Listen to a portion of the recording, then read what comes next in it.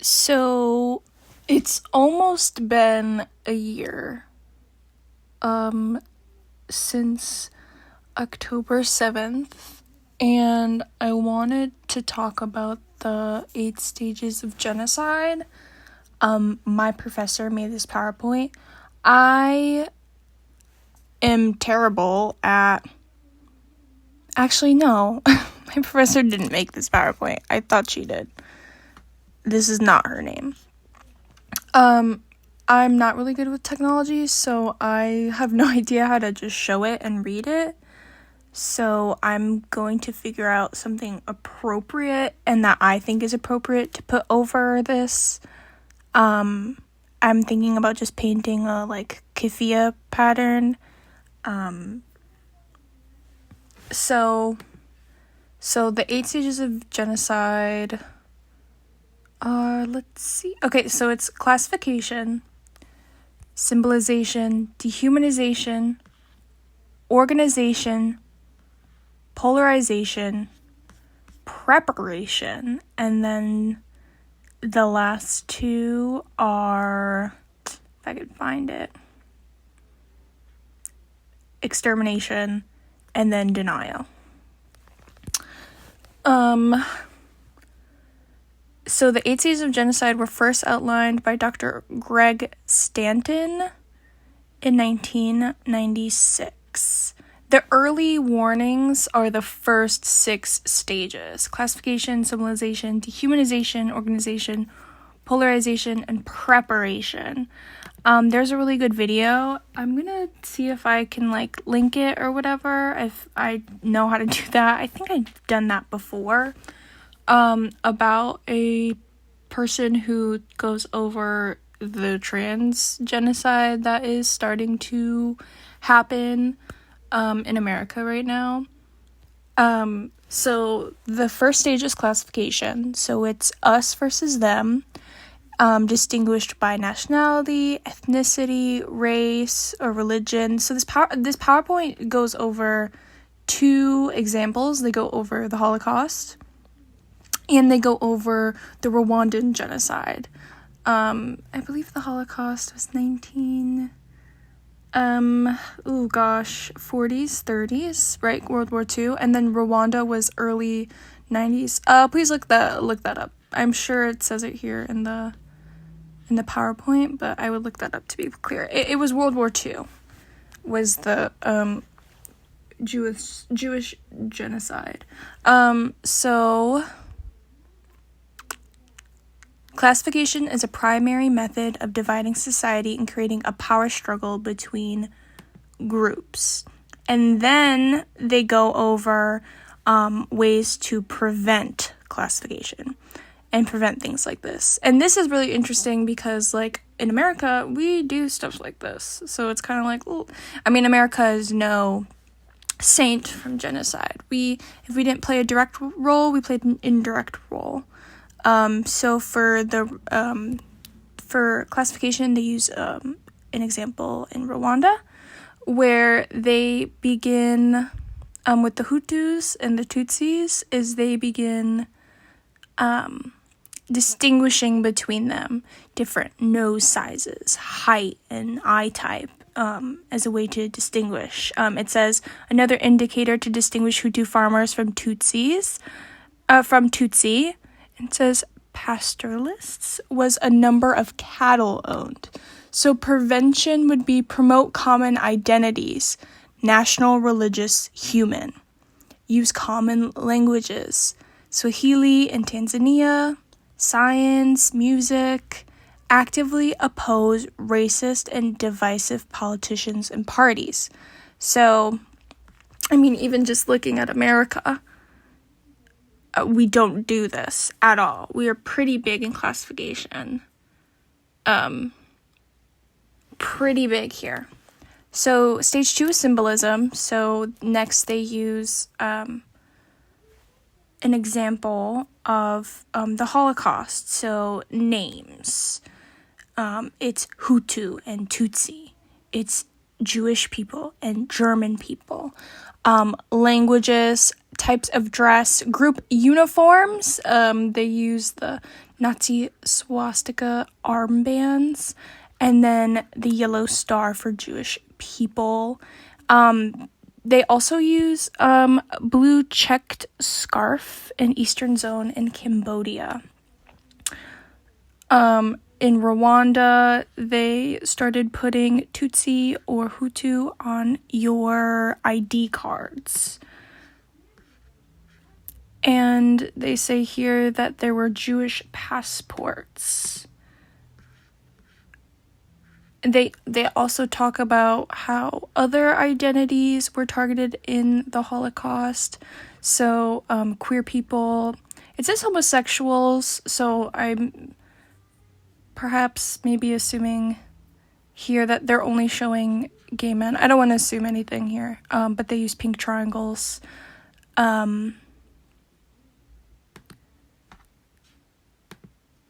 now prevention of symbolism is get ethnic, religious, racial, and national identities removed from ID cards and passports.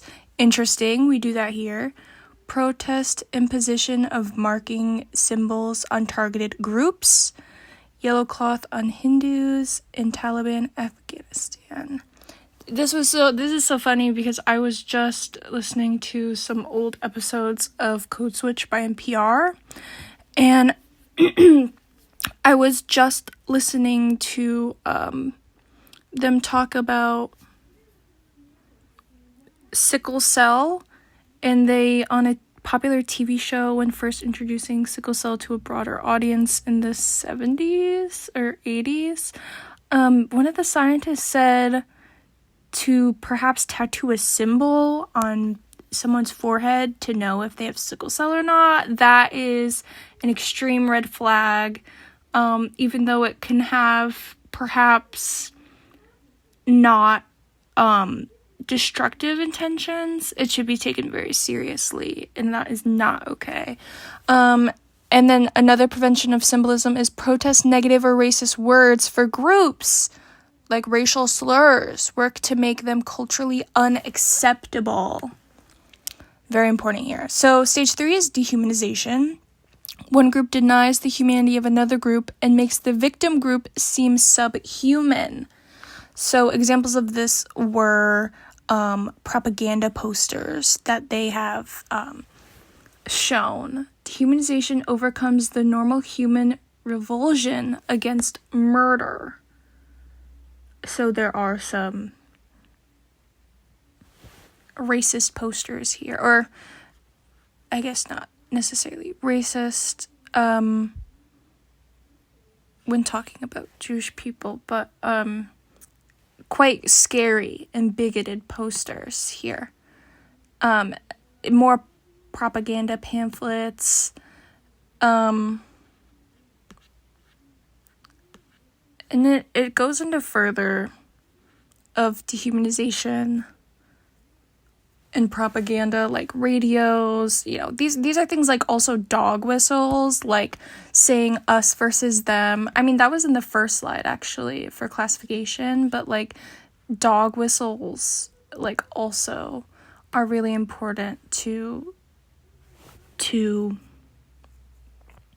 recognize. I mean, they're dog whistles, you're not supposed to catch them, but just the way even like our politicians here in America talk about undocumented people, and I always emphasize people because they are people, and that's really important. So it says prevention for dehumanization is provide programs for tolerance to radio, TV, and newspapers, enlist religious and political leaders to speak out and educate for tolerance, excuse me, organize inter-ethnic, interfaith, and interracial groups to work against hate and genocide. Okay, stage 4, organization. Genocide is a group crime, so it must be organized. Very important here. The state usually organizes, arms, and financially supports the groups that conduct the genocidal massacres. Plans are made by elites for a, quote, final solution, end quote, of genocidal killings. So prevention of organization is treat genocidal groups as the organized crime groups they are, make membership in them illegal, and demand that their leaders be arrested.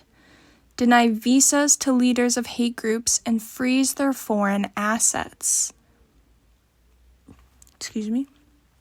Impose arms embargoes on hate groups and governments supporting ethnic or religious hatred.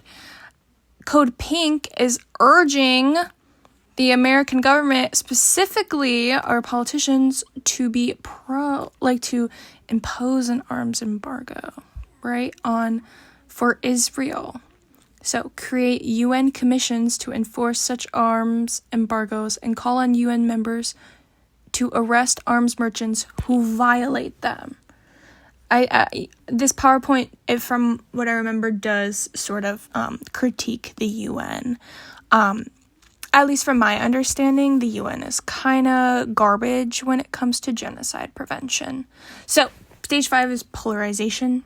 Extremists drive the groups apart. Hate groups broadcast and print polarizing propaganda. Laws are passed that forbid intermarriage or social interaction.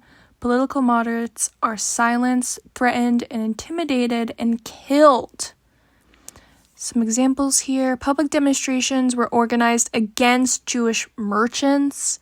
Modern German dissenters were the first to be arrested and sent to concentration camps.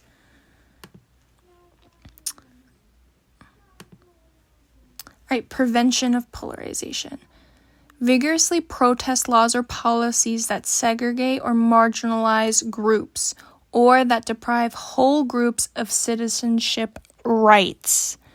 Physically protect moderate leaders by use of armed guards in armored vehicles.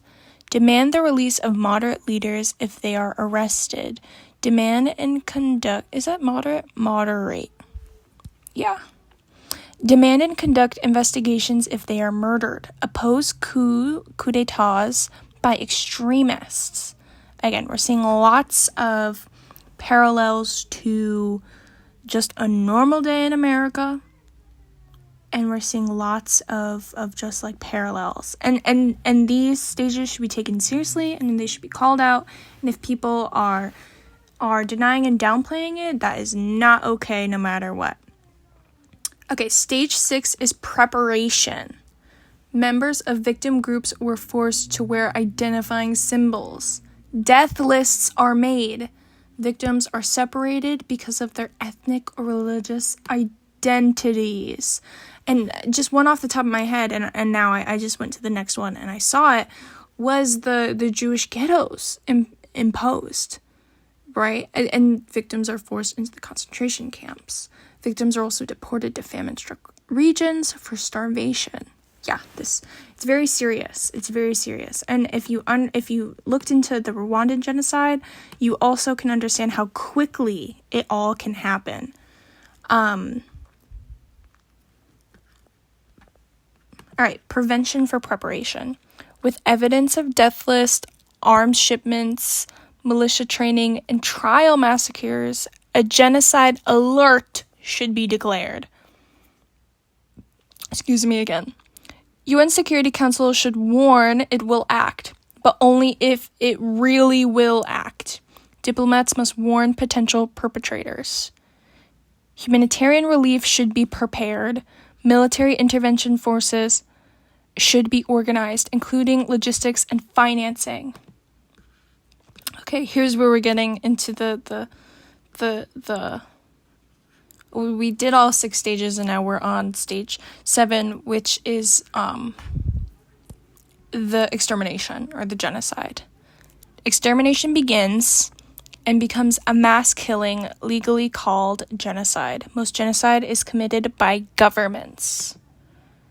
Yeah, some pretty powerful pictures that I'm not quite sure I would even be able to show on the internet.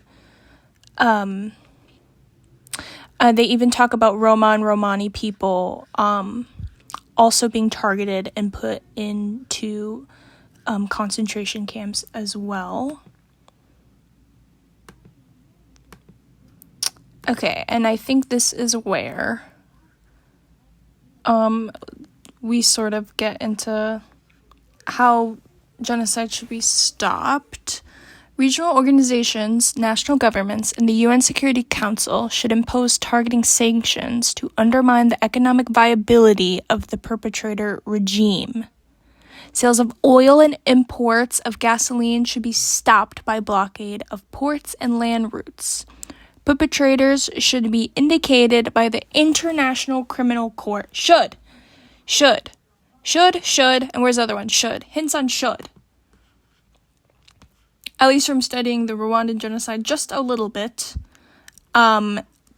this historically has not happened before, and it's not happening right now.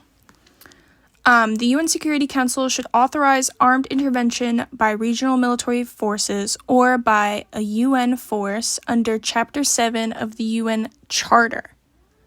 The mandate must include protection of civilians and humanitarian workers and a no-fly zone. Rules of engagement must be robust and include aggressive prevention of killing. The majority military powers should provide leadership, logistics, airlift, communications, and financing. If the state where the genocide is underway will not permit entry, its UN membership should be suspended. The final stage is denial. Denial is always found in genocide, both during it and after it. Continuing denial is among the surest indicators of further genocidal massacres. Denial extends the crime of genocide to further generations of the victims. It is a continuation of the intent to destroy the group. The tactics of denial are predictable. So types of denial is denying the evidence, deny that there was any mass killing at all, question and minimize the statistics, block access to archives and witnesses, intimidate or kill eyewitnesses. So examples of this were the Holocaust, destroying the evidence, burning the bodies and archives, dig up and burn the mass graves, throw bodies in rivers and seas. It's real powerful stuff. It's to be taken very seriously. Attack truth tellers, attack the motives of the truth tellers, say that they are opposed to religion, ethnicity, or nationality of the deniers, point out atrocities committed by people from the truth tellers groups, imply they are morally disqualified, to accuse the perpetrators.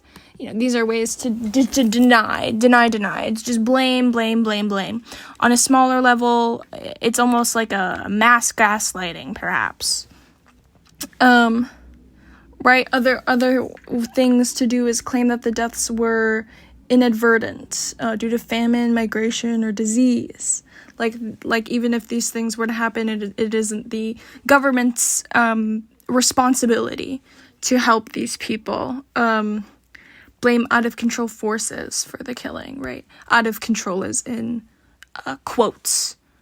Blame the deaths on ancient ethnic conflicts, which can be pretty racist to say as well. Right? Excuse me, I'm so sorry. Blame the victims. Deny the facts. And that is the end of the signs and breaking down the signs. And the thing about it is, in the video that I'm going to try and link also says, that is also pretty important to highlight, is that these stages can happen out of order, right? And these stages can happen together. They can happen together, they can happen out of order, right? It doesn't need to happen in order. Things aren't really binary. But something that should always be said is genocide doesn't happen out of nowhere.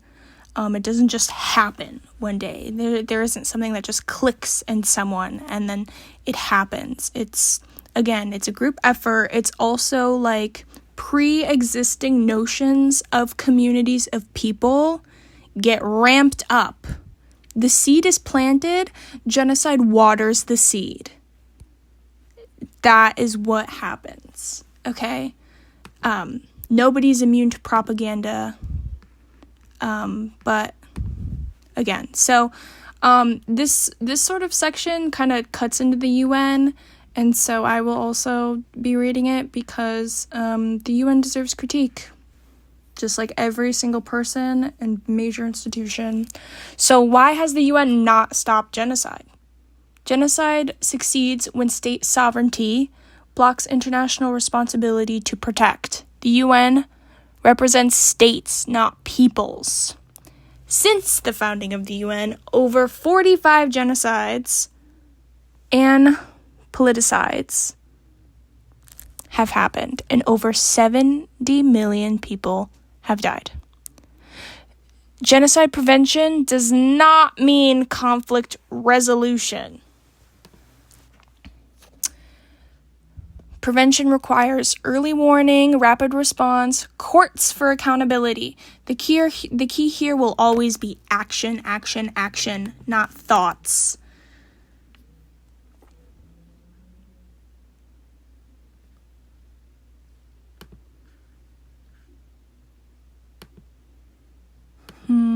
A lot of pictures.